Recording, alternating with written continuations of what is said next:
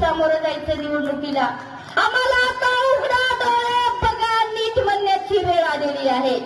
कारण आमचे प्रश्न काहीच नाहीत हो. आमच्या सुकलेल्या चेहऱ्यांचे माझ्या मायबापांचे प्रश्न आहेत का? आम्हाला 1 लाख पगार पाहिजे, आम्हाला काहीतरी संस्था पाहिजे आहे का? जरा सांगा बरं, हात वर करा बरं जरा. कोणाचे असे प्रश्न आहेत का? नाही आहेत. कारण मी मार्क्सवादी कम्युनिस्ट पक्षामध्ये काम करत असताना सीआयटी संलग्न ट्रेड युनियनच्या 200 संघटना चालवतो. आमचे प्रश्न आहेत. आम्हाला साधं अन्न, वस्त्र, निवारा, शिक्षण, आरोग्य हे साध्या गोष्टी मिळाल्या पाहिजे. पण हे साध्या गोष्टी जर इथला आमदार सोडवू शकत नसता का म्हणून तुम्हाला मतदान द्यायचं हो? आम्हाला प्रश्न पडला दादा.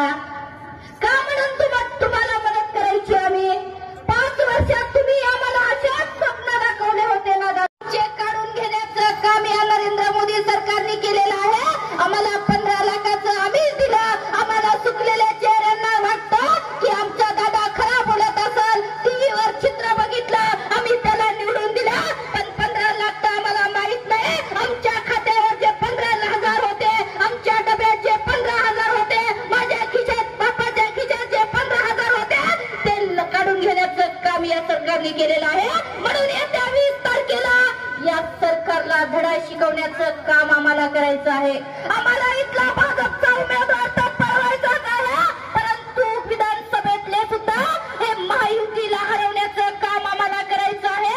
याचं कारण आहे या ठिकाणी संविधान बदलण्याचं काम केंद्रातला मोदी सरकारचा कार्यक्रम तयार आहे. ज्या महामानव डॉक्टर